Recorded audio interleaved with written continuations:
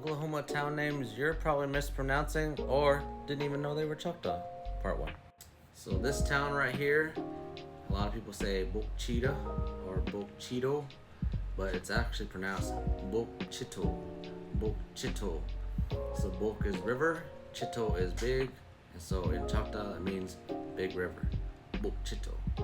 The next town name is this one right here. A lot of people pronounce it Talihina, but it's actually pronounced Talihina. Talihina. Tali can mean rock, steel, metal, and then Hina is road. So Talihina, they named it after a railroad, so that's what it is. Talihina Railroad.